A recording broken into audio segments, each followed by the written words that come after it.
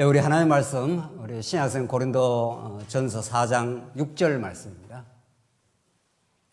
우리 하나님의 말씀, 신약성 고린도 전서 4장 6절 말씀입니다. 찾으신 줄 알고 봉독 드리겠습니다. 형제들아, 내가 너희를 위하여 이 일에 나와 아볼로를 들어서 본을 보였으니 이는 너희로 하여금 기록된 말씀 밖으로 넘어가지 말라 한 것을 우리에게서 배워 서로 대적하여 교만한 마음을 가지지 말게 하려 함이라. 누가 너를 남달리 구별하였느냐? 내게 있는 것 중에 받지 아니한 것이 무엇이냐? 내가 받았은즉 어찌하여 받지 아니한 것 같이 자랑하느냐? 너희가 이미 배부르며 이미 풍성하며 우리 없이도 왕이 되었도다.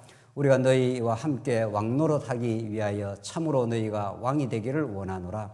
내가 생각하건대 하나님이 사도인 우리를 죽이기로 작정된 자 같이 끄트머리에 두셨음에 우리는 세계 곧 천사와 사람에게 구경거리가 되었노라. 9절까지 우선 봉독 드렸습니다. 오늘 지금 신약 성경 가운데 고린도 전후서를 합치면 가장 긴 서신을 지금 읽고 있습니다.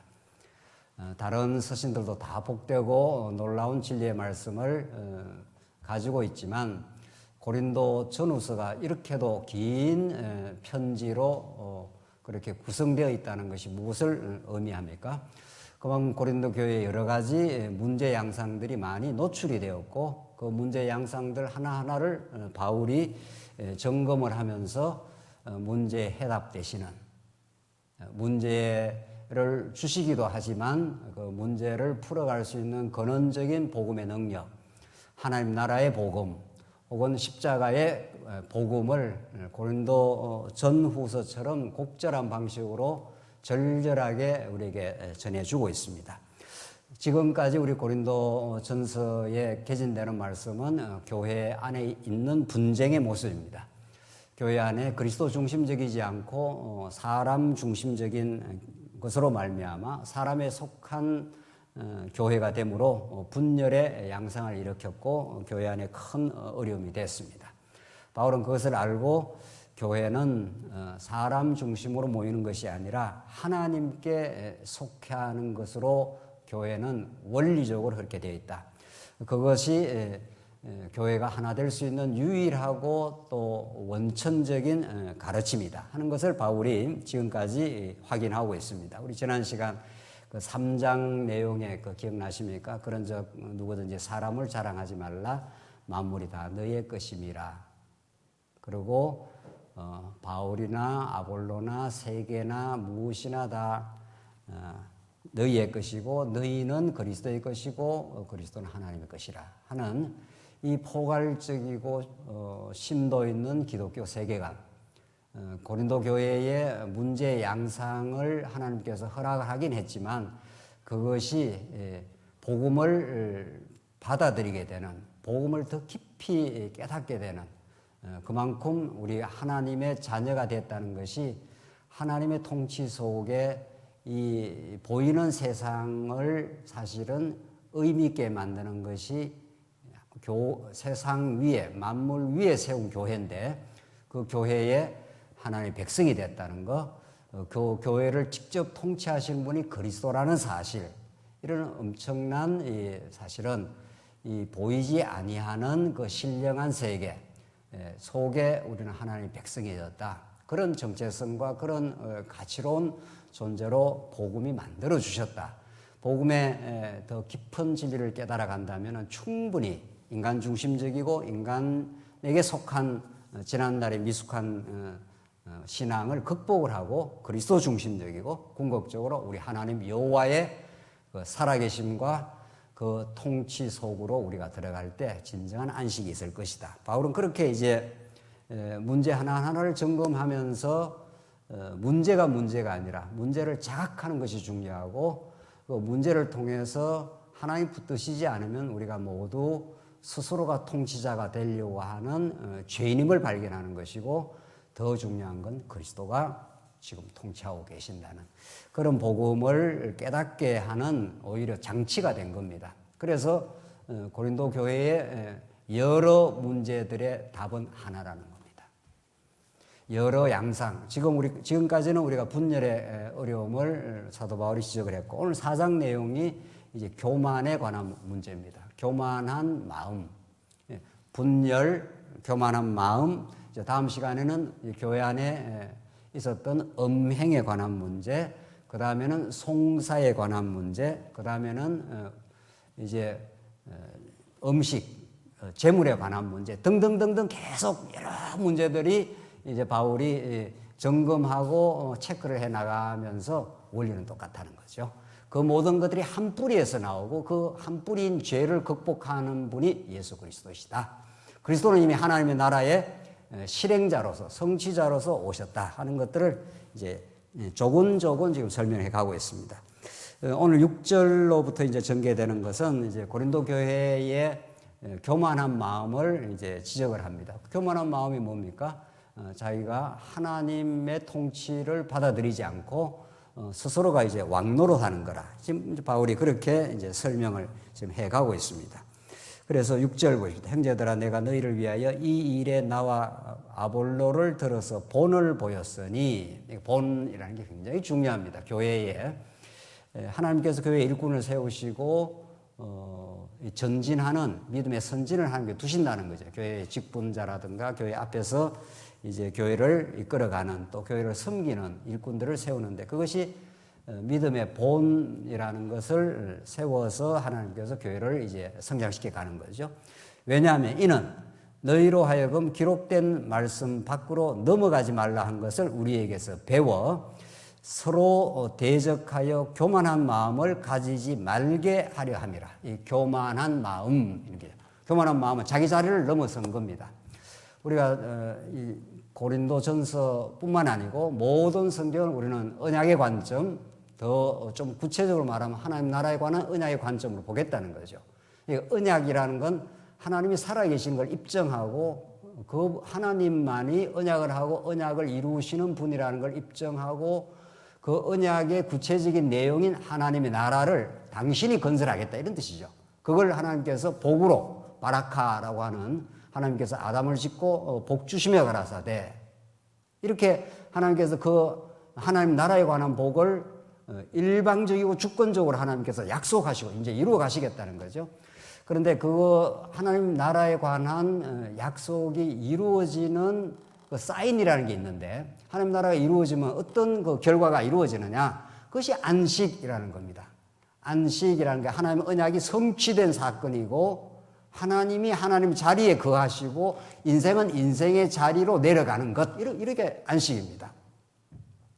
그러니까 복음서에도 그런 비유가 있죠. 자기가 앉을 자리가 저 끄트머리 앉을 자리인데 자기가 상자에 앉아 있다가 주인이 오면 그 얼마나 무참하게 겪어요. 너 내려가. 너 자리가 아니야. 이렇게 한다는 거죠. 그 비유가 나오지 않습니까?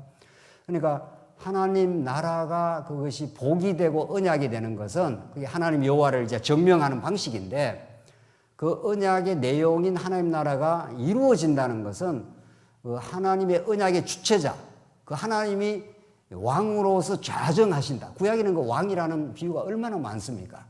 결국은 이제 그리스도로 이어지는 건데 그리스도라는 것이 왕이요 선지자요 제사장이는 거니까 왕의 왕됨을 선포하는 게 그게 하나님 나라 복음입니다. 왕이 이 땅에 도래하셨다. 이러면 모든 신하들은 만 백성들은 무릎을 꿇고 이렇게 되죠. 그 바라카라는 복이라는 그 어원 뜻이 무릎을 꿇다 이런 뜻입니다. 하나님의 복이 이루어지면은 하나님이 그 자리에 좌정을 하시고 만 백성들은 자기의 자리에 다 내려가서 무릎을 꿇고 그를 경배하는 그 시간을 안식이라 한다는 거죠. 그게 가장 마음의 평강과 하나님 중심적인 사고방식이 이루어졌다 이런 거죠. 우리가 마음이 불안하다든가 두렵다든가 하는 것은 자기가 있을 자리가 아니라 자기가 왕노릇을 한다. 능력이 없는 사람이 자꾸 왕노릇을 하려면 그 얼마나 불안하고 힘들겠어요. 그러니까 원래 있게 한 그 자리, 원래 주시는 그 은사, 그 능력, 그 여건, 그것을 하나님 앞에 인정하는 것. 이게 이제 하나님 나라 통치가 안식의 방식으로 이루어졌다. 모든 것이 있어야 될 그 자리로 돌아가게 하신다. 타락이라는 게 뭡니까? 이제 창세기 2장에서 성전에서 에덴 동산을 우리는 성전으로 보는데 그 성전에서 찬란한 하나님 나라가 이루어져서 아담과 하와가 한 몸을 이루는 완벽한 자기 자리를 유지하면서 서로가 서로를 찬탄하고 행복해하는 하나님 나라. 이제 그걸 이루어졌는데 3장에서 타락을 하지 않습니까? 이걸 먹으면 하늘과 같이 돼. 그 사단의 유혹을 받고 하나님과 같이 되고자 하는 그 마음이 생겨버린 거죠. 그걸 성경은 교만이라, 오늘 본문이 그걸 말하고 있는 거죠. 우리는 그런 능력이 없는데, 내 인생을 내가 마음대로, 내 가정을 내 마음대로 할 수 있는 능력이 없는데, 그걸 내 마음대로 자꾸 하려니 자꾸 옆에 사람하고 충돌이 이제 생기게 되는 거죠. 자기 자리에 넘어섬, 이게 이제 교만입니다. 그래서 사도 바울이 나와 아볼로를 들어서 본을 보였지 않았는가. 바울은 복음을 전해준 사람이었지만은 어떤 본을 보였는지는 여러 성경에서 여러 서신서에서 밝히고 이제 곧 나옵니다. 바울이 그리스도 때문에 어떤 고난을 치렀고 어떤 정말 말할 수 없는 그 박해를 당하고 참고 하는 그런 그리스도의 길을 가게 된 거죠. 그러니까 우리 예수 그리스도가 우리 신앙의 유일한 근거고 우리의 대상이고 이분을 통해서 우리는 하나님을 여호와로 이제 깨닫는 거니까 이제 그리스도를 아는 것이 하나님을 아는 겁니다. 하나님이 사실은 영적인 존재이기 때문에 우리 스스로 알 수가 없기 때문에 하나님이 언약의 방식으로 구약에 보여주시고 예수 그리스도를 통해서 우리한테 아주 구체적으로 확인시켜 준 거죠. 그러니까 나를 본 자는 이제 하나님을 보는 자니까. 자, 그렇게 해서 예수 그리스도가 이 땅에 언약의 절정인 십자가 사건입니다. 언약을 하나님께 이루시는데 어떤 방식으로 이루느냐는 거예요. 십자가 사건을 이룬다는 거죠. 당신이 희생의 제물이 되어서 하나님의 아들 예수 그리스도 희생의 제물이 되어서 우리에게 대속의 죽음을 죽으심으로 이게 이제 구약의 우리 출애굽기에서 지금 우리 공부하고 있는 초태생 아닙니까? 초태생이 죽어야 될 이스라엘 백성의 그 자리에 들어가서 대신 희생 제물이 되어서 피 흘려 죽으심으로 대속인 거죠. 대신 속해줌으로 하나님 백성을 삼으신 거죠. 이스라엘 백성을.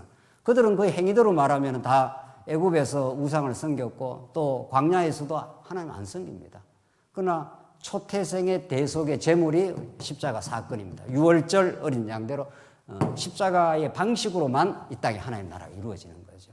그 십자가 있기 전에 이제 고난을 많이 치렀고 예수님이 조롱도 당하시고 침뱉음을 당하시고 네가 메시아면 네 자신이라면 구원하고 내려와봐 하고 엄청난 고난을 치르고 십자가에 죽으심으로 하나님 나라의 이제 시작이 이제 이루어진 거죠. 그리고 죽으심뿐 아니라 부활하신 거죠. 이게 우리 신앙이 전부 다입니다. 신앙이 뭐 여러 이제 설명을 할 수 있지만 액기스를 뽑으면 딱 십자가가 부활 사건인 거죠. 물론 이제 그 후에 성천도 있고 다시 오시고 뭐 다 있습니다. 다 그걸 우리는 포괄적으로 그리스도 사건이라 하는데 가장 압축적으로 말하면 그렇다는 거죠. 이 길을 예수를 믿으면 그대로 갑니다. 중요한 거는. 자, 이제 성령이 오십니다. 성령이 오시고 이 땅에 하나님 나라가 이루어집니다.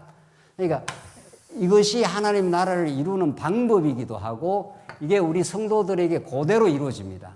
너는 나를 따르라. 예수님께서 했을 때 이 땅에서 영광을 보여주겠다. 이렇게 한 적이 없습니다. 내가 많은 고난을 거쳐야 하나님 나라에 들어가리라. 이렇게 말합니다. 그러니까 우리가 예수를 믿고 신앙인이 되고 우리가 점점 더 신앙이 깊어지고 교회를 위해서 우리가 직분자가 된다든가 뭐 교회 일을 한다든가 선교를 한다든가 모든 것은 십자가의 길입니다. 이게 예수를 따르는 길입니다. 십자가의 길은 좁은 길이고 대가를 지불하는 길입니다. 그러니까 엄청난 대가를 하나님이 지불한 것인 거죠. 최고의 대가를 지불해 줬습니다.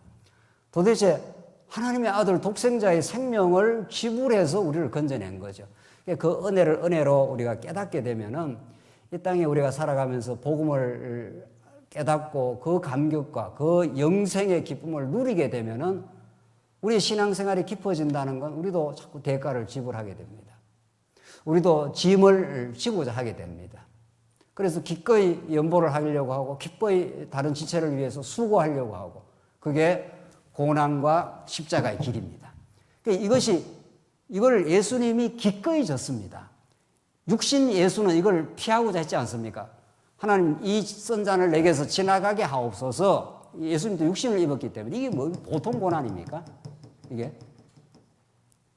이게 못에 박혀가지고 대롱대롱 매달려 있어서 피가 완전히 다 떨어지도록 받는 고난입니다. 그 고난의 그 농도로 말하면은 이건 끔찍한 고난인 거죠. 인간적으로 말하면 우리 조금 바늘만 찔려도 못 견디는 게 인간입니다. 그 고난을 예수님이 기꺼이 줍니다. 하나님의 뜻이면 이걸 받겠습니다. 이런 거죠. 그래서 받았습니다. 받음으로 생명이라는 게 이루어진 겁니다. 그 대신 죽음으로 우리에게는 영생이 부활의 진리가 부활이라는 게 생명을 상징하는 거니까요. 그래서 이루어졌습니다. 이 엄청난 대속의 대가 지불, 이 희생으로 확정된 하나님의 청량할 수 없는 사랑, 이것이 자꾸 우리 마음에 찾아오게 되면은 우리도 그 길을 가고 싶은 거죠. 우리도 조그마한 대가 지불이라도 하면서 교회를 위해서 우리가 수고하는 것이 너무도 기쁘고 아름다운 일로 그렇게 자꾸 받아들이게 되어 있습니다. 이 세상 나라와는 너무도 현격하게 다른 하나님의 나라의 길인 거죠. 하나님의 나라는 능력 있는 자가 대가 지불을 하고 낮아지심으로 우리를 대신 높여준 거죠. 이 얼마나 교회가 아름다운 하나님의 나라인지 모릅니다. 하나님 나라는 그렇게 이루어진다. 이걸 바울의 삶을 통해서 본을 통해서 입증을 해갑니다. 바울이. 빌립보서 말씀을 잘 기억하지 않습니까? 내가 육신으로 말하면 자랑할 것이 많다. 나는 베냐민 지파에서 나는 율법 학자 중에 율법 학자요. 등등등등등등 바울이 그 당대의 그 사회적인 기준으로 많은 것을 자랑할 수 있지만 그거 배설물이야. 예수를 만나고 나니까 그게 아무것도 아니야. 예수 그리스도를 아는 지식이 가장 고상해. 가장 가치로워. 그분이 우리를 위해서 대속의 죽음을 죽고 우리에게는 생명을 주셨다는 것, 하나님 나라의 이 확실하고 분명한 이 보증이 되셨다는 것, 그게 언약이라는 것, 그 이상 내 인생의 가치와 기쁨이 없어. 그렇기 때문에 바울은 기꺼이 그 모든 걸 털어버렸고 오히려 하나님의 교회를 위해서 고난의 길로 오늘 본문이 그렇게 증거를 하고 있습니다. 그래서 교만하는 마음을 가지지 말라 이렇게 바울이 말하지 않습니다. 인간은 누구나 교만한 겁니다. 타락한 인간은 너나 할 것이 없습니다. 너나 할 것 없이 다른 사람보다 내가 더 잘나고 싶고 하나님 자리에 오르고 싶고 이거는 뭐 표범이 그 반점을 바꿀 수 없다 그럽니다. 에레미야서는 구수인이 그 피부를 바꿀 수 있겠느냐? 피부 빛을 구수인이 그 까만 피부를 못 바꾼다 이런 말입니다. 표범이 그 반점을 죽기 전에는 표범이 반점을 바꾸겠느냐 이런 식입니다. 그러니까 죄라는 건 여러분과 저에게 죄라는 거는 뭘 행위를 해서 죄가 아닙니다. 그거 우리 정리하고 있죠. 뭔 행위를 해서 죄인이 되는 게 아닙니다. 우리 존재 자체가 피부에 표범의 반점이 붙박혀 있듯이 인간 자체가 그렇습니다. 그러니까 인간은 하나님의 은혜가 개입하지 않으면 언제든지 죄가 그냥 분출합니다. 언제든지. 그래서 쉬지 말고 기도하고 우리 교회 생활을 성실하게 이렇게 잘하고 이 외에 다른 길이 없습니다. 예. 우리 조그만 여유가 있으면 조그만 돈 여유가 있고 조그만 시간 여유가 있으면 벌써 죄질 생각부터 합니다. 김용훈 목사는 그런가? 그렇습니다. 그래서 삶이 이렇게 때로는 뺑뺑이 돌 때 여러 가지 복잡하고 어려운 일이 자꾸 생길 때 그것도 복입니다. 지금 생각하니까. 그러니까 복잡하고 어려운 일이 자꾸 생기니까 말씀 앞으로 하나님 앞으로 가지 않을 수가 없습니다. 여러분 어떻습니까? 그래서 우리에게 고난이 복이라는 게 그런 뜻입니다. 모든 게 형통하고 모든 게 물질적으로 여유롭고 모든 시간이 여기 있어 보십시오. 인간은 죄질 생각을 합니다. 분명히 합니다. 그래서 바울을 하나님 지켜주신 겁니다. 바울에게 고난을 주신 것은 바울을 지키는 방법이기도 하고 십자가의 길을 체험시키는 방법이기도 합니다. 아하, 그렇게 그리스도를 위해서 우리가 시간도 대가 지불도 하고 우리가 가질 수 있는 거 누릴 수 있는 것도 포기하고 이렇게 하나님의 나라를 섬기게 될 때 이게 그리스도가 가신 일이라는 걸 드디어 체험적으로 알게 됩니다. 원리적으로 복음적으로 깨달을 뿐 아니라 그런 길을 그러니까 옛사람을 죽이고 옛사람을 날마다 죽여가고 속사람으로 살지 않습니까? 성령의 인도함을 받으면. 이게 우리가 그동안 많이 강조하지 않았던 새 언약입니다. 지금 언약이라는 걸 많이 강조를 해왔지만 더 치밀하게 우리가 정리를 할 필요가 있어요. 구약 전체가 옛 언약인데 새 언약이라는 매개를 통해서 넘어옵니다. 새 언약이라는 것은 법을 이제 돌비에 새긴 게 아니라 신비에 새기기 때문에 예수 그리스도의 마음이 우리 마음에 새겨집니다. 자, 우리 마음에 새겨지면은 우리는 지체를 위해서 섬기고 싶고, 아하, 이런 대가 지불을 해버릴까? 이렇게 마음이 그리스도의 마음으로 자꾸 바뀌게 됩니다. 이게 새 언약의 성취입니다. 새 언약을 성취하려고 예수가 십자가에 죽으시고 성령이 오셔서 여러분과 저의 마음을 움직입니다. 이제 바울이 곧 말하는데 말로 사람 절대로 안 바뀝니다. 그러니까 예수님이 십자가에서 죽으셨다는 사실, 그 엄청난 고통과 대가를 지불했다는 그것이 우리 마음을 움직입니다. 부모가 왜 오랜 세월 자녀를 키우면서 대가 지불을 합니까? 그 긴 시간 대가 지불을 했기 때문에 자녀가 그걸 보고 부모를 사랑하게 되는 겁니다. 말로 해서 부모 되는 게 아닙니다. 엄청난 시간과 노력과 물질과 그걸 다 대가를 지불했지 않습니까? 자녀가 시집가고 장가갈 때까지. 그 긴 시간이 필요합니다. 예수 그리스도가 하신 일이 그렇습니다. 구약에서부터 하신 일이. 그래서 바울이 이제 교만한 마음을 가지지 말라, 도덕적 권면을 하는 게 아닙니다. 바울이 그 하늘의 복음을 접했기 때문에 그것으로 엄청난 기쁨과 영생의 가치를 누렸기 때문에 자기가 누릴 수 있는 것도 포기했다, 이런 뜻입니다. 그래서 그 고난의 길을 가기 때문에 이 십자가와 부활이 내 마음속에서 그대로 반복이 됩니다. 이걸 경험하는 걸 신앙생활이라 합니다. 맞아, 털어버려, 포기해. 그리고 내 안에 하나님 나라 기쁨이 있지, 이렇게 되는 거죠. 그 죽고 사는 일이 2000년 전 예수님 사건 안에서 원리적으로 이루어졌고 성령을 통해서 새 언약의 성취로 내 안에서 이루어집니다. 어떻게? 대가 지불을 하고 시간을 바치고 지체들을 사랑하고 연보를 하고 여러 가지 시간을 쓰고 찾아가고 같이 아파해주고 이런 모든 것들이 그리스도의 마음이 만들어내는 아름다운 일들입니다. 그걸 우리는 하나님 나라의 복음 이렇게 말합니다. 하나님 나라가 그런 방식으로 이 땅에 이루어진다, 이런 뜻입니다. 7절, 누가 너를 남달리 구별하였느냐? 내게 있는 것 중에 받지 아니한 것이 무엇이냐? 내가 받았은즉 어찌하여 받지 아니한 것처럼 자랑하느냐? 이 고린도 교회의 문제점이었습니다. 고린도 교회 은사도 많았고 말도 잘하고 제법 항구 도시라서 물질도 있었고, 물질이 많다 치자, 그거 하나님께 받은 거 아니야. 너희들이 은사가 많다고 치자, 말을 잘한다고 치자, 그거 다 하나님께 받은 거 아니냐. 그래서 은혜로 설명되지 않는 게 없습니다. 우리 인생 전부가 은혜라는 거예요. 은혜가 은사와 똑같습니다. 그게 선물이다, 이런 뜻입니다. 바울이 그래서 자기가 뭐를 만들어냈다고 생각하면 그것이 자기의 어떤 공로가 되겠죠. 그렇지 않습니까? 그러니까 너 왜 내가 너보다 교회를 더 많이 해, 이런 말이 성립이 되는 거죠. 자기로부터 나왔다면은.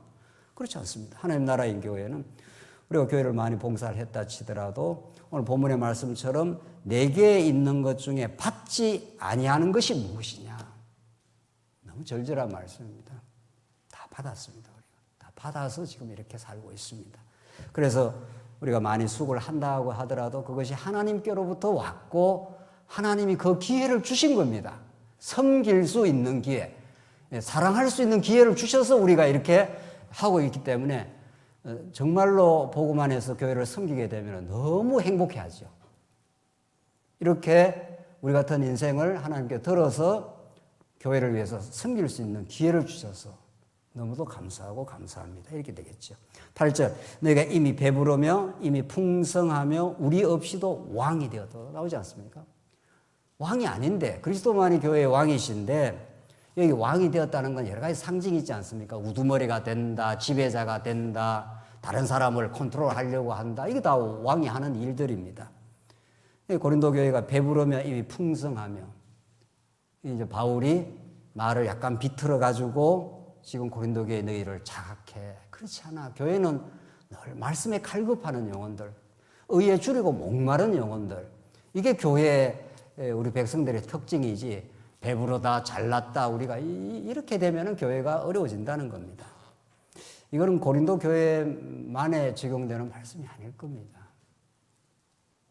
우리 말씀운동 교회도 참 좋은 뼈대가 좋은 신학을 하나님께 좋은 선물로 주셨는데 그것이 정말 놀라운 하나님의 은혜의 사건이었고 그것을 통해서 교회를 제대로 섬기라고 주신 정말 복음이라면 그렇게 했으면 더 우리가 성숙할 수 있었겠죠. 그러나 뭐 지난 세월도 다 하나님께서 우리를 깨닫게 하시려는 그런 일로 받아들이기만 한다면 신앙적으로 우리가 정직하게 인정한다면 우리는 새 길을 진짜 성장의 길을 갈 수가 있겠죠. 그래서 고린도 교회가 이미 배부르며 이미 풍성하며 이만하면 충분해 최고야 뭐 이런 거죠. 그렇지 않습니다. 그럼 복음을 복음답게 깨닫게 되면 더 갈급하고 더 사모하는 심정이 생기고 우리는 죽는 날까지 하나님 앞에서 성장하게 될 것이고 진정으로 섬기게 되겠죠. 고린도 교회는 지금 그렇지 않았다는 거예요. 우리가 너희와 함께 왕노릇하기 위하여 참으로 너희가 왕이 되기를 원하노라. 이게 약간의 바울이 이제 고린도 교회에 그들을 깨닫게 하려고 이런 표현을 쓰는 겁니다. 너희와 함께 왕노릇하기 위해 참으로 너희가 왕이 되기를 원하노라. 바울이 지금 이 진심이 아닌 거죠. 왕자리에서 내려오자. 우리의 왕은 예수 그리스도 한 분밖에 없지 않아. 이런 지금 역설적인 표현을 하고 있습니다. 9절 내가 생각하건대 하나님이 사도인 우리를 죽이기로 작전된 것 같이 끄트머리에 두셨음에 우리는 세계 곧 천사와 사람들에게 구경거리가 되었노라. 이게 바울이 걸어갔던 길입니다. 정말 한국 교회, 뭐 우리 교회 뭐 다 정말 얼마나 60년대, 70년대 우리 한국 교회가 가난했고 절절했고 정말 기도의 시간들이 끊이지 않았던 그런 시간들이 굉장히 영적으로 살아있는 시간들입니다. 예배당 건물 잘 지어지고 말이죠. 여러 가지 여건 좋고 그게 절대로 우리의 신학의 지표가 아닙니다. 그건 하나님 주신 여건일 뿐입니다. 오히려 그게 위기라고 받아들여야 됩니다. 바울은 지금 하나님이 아예 죽이기로 작정된 것이 끄트머리 제일 말미에 뒀다는 겁니다. 바울을. 그래서 천사와 사람들이 구경거리가 되겠다. 이 구경거리라는 게 이 시대에 로마의 전쟁을 하고 이렇게 이제 개성군이 돌아오는데 돌아올 때 포획한 포로들을 제일 말미에서 돌아오게 했습니다. 그러니까 막 개선 장군이 돌아오면은 이방 포로들을 잡아가지고 오늘 본문에 나오는 거 끄트머리, 말미, 그 개선하는 행진의 제일 끝에 둬가지고 그 개선 장군이 들어오면서 제일 끝에서 조롱하고 구경거리를 삼은 겁니다. 그래서 그 구경거리를 삼은 사람을 마지막에 처형을 하거나 포로로 잡아 넘겨버렸습니다. 그러니까 막 환호를 하는 거죠, 사람들은. 이제 우리가 승리했다. 우리 로마 군대가 승리했고 이방 대적의 그 포로들을 잡아가지고 제일 끄트머리에 구경거리를 삼은 그런 시대적 배경을 바울이 그냥 활용을 하는 겁니다. 그래서 얼핏 봐서 복음 전도자가 가는 길은 또 포괄적으로 말해서 우리 성도가 가는 길은 세상의 구경거리입니다. 너들은 뭐 예수 믿는다고 해서 뭐가 그렇게 나아지는 게 있어? 이런 거죠. 그 가서 돈이 생겨 뭐가 생겨 뭐 이런 식으로 조롱하고 하지 않습니까? 거기다가 또 한국교회가 더 엉망진창이 되면은 더 조롱이 되는 거죠. 하나님께서 정말 제대로 된 박해, 제대로 된 조롱거리가 되는 것이 우리의 가는 길입니다. 십자가가 그렇지 않습니까? 십자가가 많은 사람들부터 조롱을 받았습니다. 너가 내려와. 너가 능력 있으면 내려와. 하나님 능력 많으십니다. 12영이라도 지금이라도 등장시켜서 로마 제국을 얼마든지 물리적으로 완전히 제거시킬 수 있는 능력이 하나님 아버지에게 있습니다. 그러나 그렇게 하면 물리적인 나라는 세워져도 신령한 하나님 나라는 안 세워지는 거죠. 그래서 베드로가 칼 들고 말고의 길을 치고 하니까 아서라 그렇지 않습니까? 그렇게 물리적인 힘으로 만약에 나라를 세우면 그런 나라가 세워져. 이 세상 나라가 다 그렇습니다. 세상 나라는 물리적인 폭력을 공권력으로 정당화시켜 줬습니다. 그래서 언제든지 전쟁을 치를 수 있습니다. 우리나라와 이념이 다른 나라와 전쟁을 치를 수가 있습니다. 전쟁에 징집을 할 수가 있습니다. 이게 물리적인 폭력인 거죠. 그게 정당화가 됩니다. 전쟁을 치르면 다른 나라 사람을 죽여도 되는 거죠. 세상 나라는 끝없이 그런 물리적인 폭력으로 자기 이념을 들이대가지고 정당화를 하고 이게 좋은 나라야 이렇게 합니다. 북한이 좋은 나라라 그럽니다. 우리가 괜히 북한이 나쁘다 그러지 북한 백성들한테 물어보십시오. 여기 남한을 적화 통일을 시켜야 될 나라라 그래요. 그러니까 세상 나라 진짜 하나님 나라가 아닙니다. 네. 그러니까 조금 우리나라가 더 물리적인 자유가 있는 그냥 하나님께서 그런 여건을 줬을 뿐이지 민주주의가 가장 하나님을 배반하는 나라입니다. 민중이 주인이다 이런 뜻이란 말이죠. 옛날에 왕정은 왕이 주인이라 이런 뜻이고 왕정이든 민주정이든 다 하나님 나라가 아닙니다. 하나님 나라는 예수 그리스도만 통치자이십니다. 이런 나라는 성령께서 세우시는 나라입니다. 오늘 본문이 말하는 대로 고난을 겪는 나라입니다. 고난을 겪긴 하는데 이 고난이 너무도 바울이 영광스럽게 받아들였고 고난 이후 부활의 영광이 있습니다. 이게 그리스도가 가신 길입니다. 그래서 우리가 그리스도를 위해서 더 많은 영광을 누리는 사람은 이 땅에 우리는 십자가로 완전히 하나님의 영광을 우리는 하나님 자녀가 되었고 하나님이 더 우리에게 허락하시거나 이 땅에 얼마나 더 많은 고난과 대가 지불을 하느냐 여기에 우리의 기쁨이 있습니다. 이게 사랑을 받은 자만이 할 수가 있는 겁니다. 하나님의 영생과 그 하나님의 말할 수 없는 사랑을 받은 자만이 그 길을 순수하게 갈 수가 있습니다. 그러니까 하나님의 사랑을 터득하지 않으면 자기가 뭔가 이 땅에서 얻어야 되는 거죠. 왜 사람들이 돈을 버리고 왜 권력을 취하려고 합니까? 그것이 있으면 많은 사람으로부터 존경을 받고 많은 사람을 부릴 수 있기 때문입니다. 십자가는 그런 길이 아닙니다. 십자가는 자기를 버리는 길이고 자기가 희생하는 길이고 그래함으로 하나님의 백성들이 살아나는 길입니다. 연보라는 말이 아주 절묘한 번역이라는 거 아닙니까? 이거 우리 믿음의 선진들이 이거 번역을 한 건데 이거 아주 절묘한 번역입니다. 버릴 연자 보태를 보자입니다. 이게 정확하게 십자가 정신인 거죠. 내가 버림으로 내가 쓸 수가 있죠. 내가 버렸으니까. 그걸 버림으로 다른 사람에게 보태진다. 이 정확하게 십자가 정신입니다. 자, 우리 말씀 운동에 십자가를 얼마나 강조했는지 모르겠습니다. 언약 성취는 많이 강조를 해왔는데 그 언약 성취의 절정이요, 언약 성취가 이루어지는 방식이요, 그것이 하나님 나라요, 그 십자가를 통과하지 않고 십자가 정신을 온몸으로 체험하고 구현하지 않고 어떻게 하나님 나라가 이루어지냐고요? 아닌 것입니다. 말만 많은 거죠. 십자가는 하나님은 이 땅에 말을 하러 오신 분이 아닙니다. 실제 십자가로 확정하고 보여줬습니다. 이제 곧 나오는데 10절 우리는 그리스도 때문에 어리석으나 너희는 그리스도 안에서 지혜롭고 우리는 약하나 너희는 강하고 너희는 존귀하나 우리는 비천하나 전부 이게 십자가 정신입니다. 십자가를 짐으로 다른 사람이 살아나는 건데 우리는 약하나 너희는 강하고 너희는 존귀하나 우리는 비천하고 다 그 말입니다. 지금. 그러니까 고린도 교회 성도들을 하나님의 사람으로 존귀하게 세우기 위해서 바울이 그 많은 대가 지불을 했고 비천하게 되었고 쫓겨났고 박해받았고 이리저리 했다 이런 뜻이죠. 11절 바로 이 시각까지 우리가 줄이고 목마르며 헐벗고 매맞으며 정처가 없고 또 수고하여 친히 손으로 일을 하며 모욕을 당한 적 축복하고 박해를 받은 적 참고 이게 그리스도의 사람이 가는 길입니다.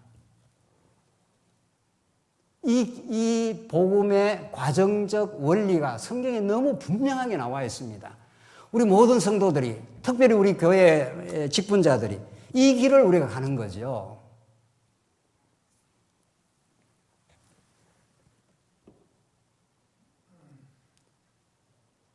(13절) 비방을 받은 적 권면하니.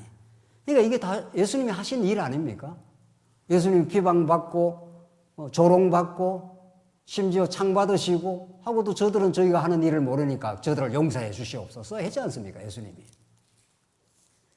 그런데 우리는 받으면 끝까지 갚고 당하면은 보복하고, 그럼 그 그리스도의 길이 아닌 거죠, 그거는. 성경은 이렇게 명백하게 하나님 나라는 이런 방식을 통해서 이루어진다, 이렇게 밝히고 있습니다. 그러니까 언약을 많이 우리는 강조해야죠. 언약을 이루시는 여호와 하나님을 강조해야죠. 그 여호와 하나님이 이런 십자가, 그리스도의 십자가와 부활의 방식으로 이 땅에 새로운 나라가 이루어진다는 거 아닙니까? 이 세상 나라하고는 너무도 하늘과 땅으로 다른 나라, 이미 아담에게 약속한 그런 하나님의 나라. 그리고 구약에는 제사장 나라입니다, 그게. 아담에게는 하나님 나라로 됐고, 모세에게는 내가 제사장 나라로 세우겠다. 지성 나라가 뭡니까? 제사 제물을 통해서 다 죽어야 될 이스라엘 백성들에게 대신 제물을 드려서 세우는 나라, 이런 뜻입니다. 성전 나라, 이런 뜻입니다. 그러니까 이스라엘 구약에는 성전이 없으면 그 나라가 다 완전히 멸절하게 될 겁니다. 그래서 다윗이 나라를 건설했습니다. 그리고 하나님께서 솔로몬을 통해서 성전을 지어라 했지 않습니까? 왜? 그 나라의 센터가 성전이니까. 성전이 없으면 이 나라가 다 망합니다. 이 나라는 어차피 이스라엘 백성들은 많이 범죄했지 않습니까? 그런데 회복할 길이 있는 겁니다. 그게 성전입니다. 그러니까 에스라 느헤미야도 돌아와서 나라를 다시 회복할 때 성전부터 먼저 짓습니다. 예수부터 먼저 발견한다, 이런 뜻입니다. 여러분과 저가 아무리 때로는 흐트러지고 어려워져도 예수 안에 다시 돌아오면은 새로운 회복이 있습니다.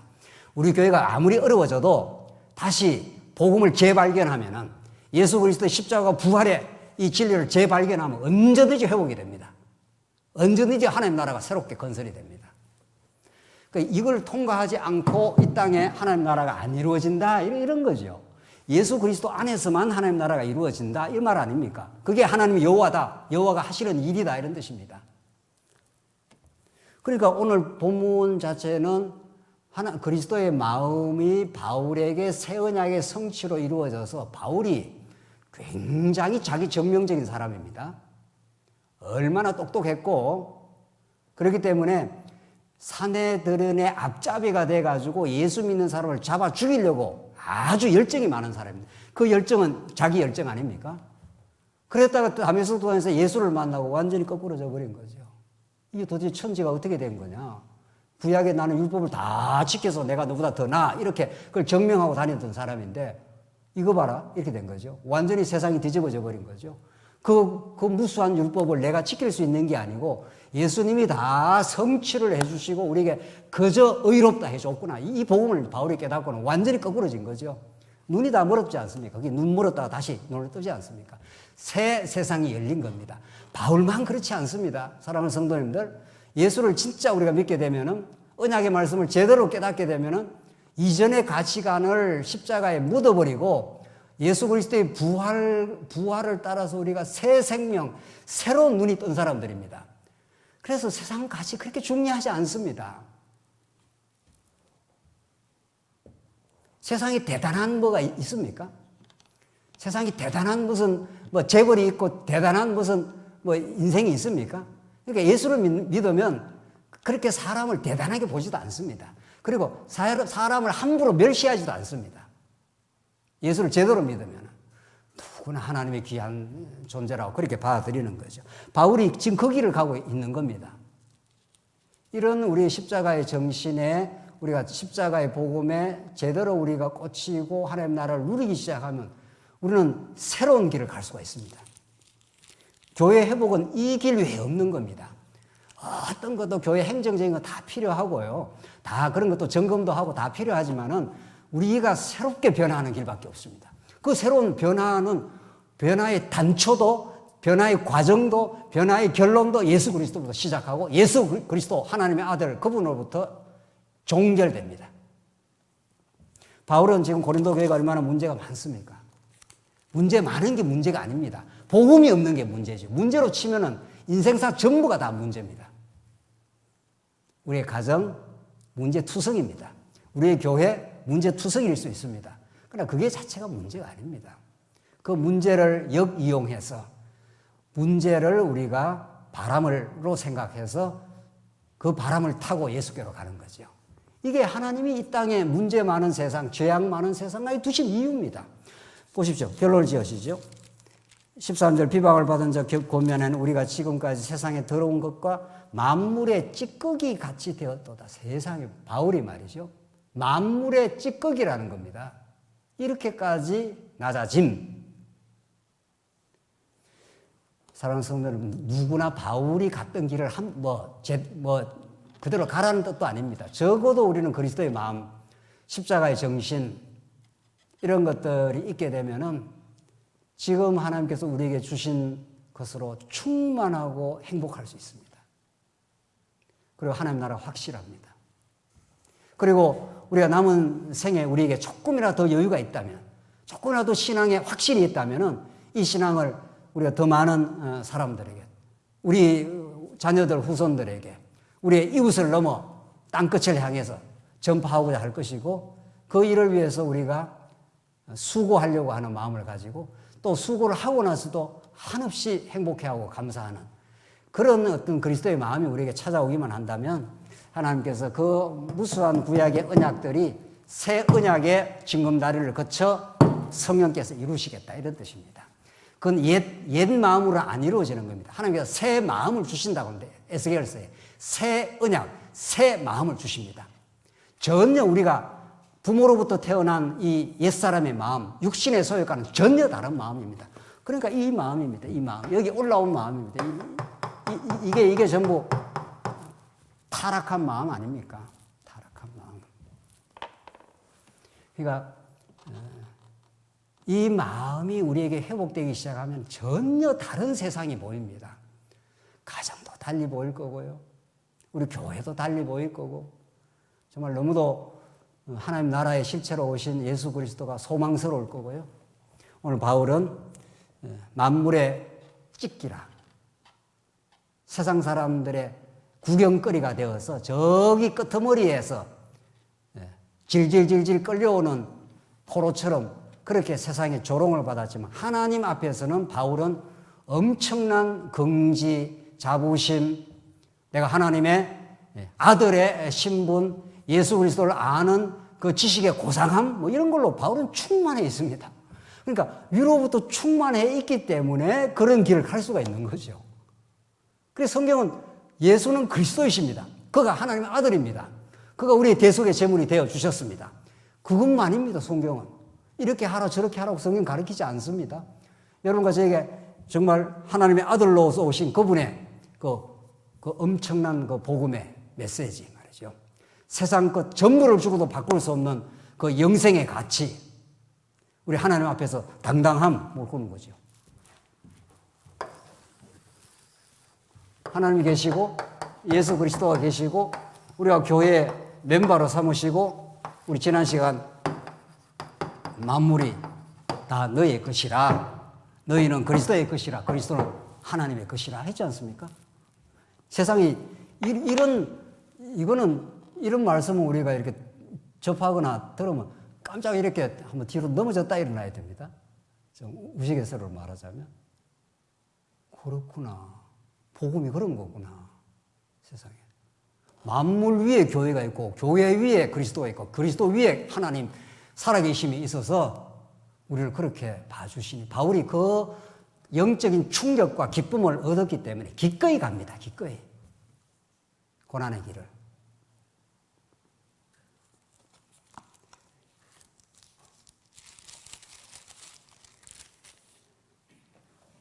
오늘 우리는 고린도 교회의 두 번째 문제의 정상, 교만에 대해서 확인했습니다. 첫 번째 정상이었던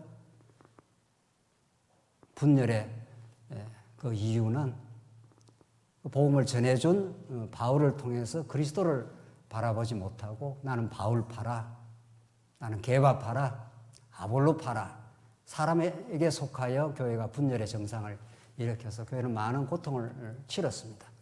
그러나 우리가 서두에서도 말씀했고 늘 고린도전서를 우리가 대할 때마다 그것도 성장의 과정입니다. 우리 아이들 다 성장의 과정을 거치지 않습니까? 성장하는 과정에 이래저래 갈등도 있고 싸움도 있지만 세월이 지나고 부모의 더 깊고 넓은 사랑을 깨달으면 얼마나 넉넉하고 여유로운 정말 그런 사람으로 하나님, 우리 자녀들도 그래 크듯이 우리도 우리 교회가 지난 세월에 우리가 너무 배부르고 우리가 너무 풍성하다고 신학적으로 자고했다면은 그것도 하나님 주신 우리의 선물이었습니다. 더 중요한 건 신학적 이론이 중요한 게 아니라 하나님을 여호와로 제대로 우리가 믿어지고 아는 겁니다. 그래서 예수는 정말 우리의 영원한 대속의 생명이 되어 주셨다는 걸 깊이 깨닫고 그걸 우리는 가치로 삼는 사람들입니다. 우리는 하나님이 통치한다는 이 세계관을 가지고 그리스도가 내 인생의 전부가 되어 주셨다는 것. 그래서 그분이 우리의 신랑이 되어 주신 우리가 신부가 됐다는 것. 신부는 신랑, 좋은 신랑 만나면 어떤 길도 가자 하면 가는 겁니다. 아무리 좋은 집이 있고 뭐 어리어리한 궁궐이 있어도 그 안에 신랑이 없으면 꽝이지 않습니까?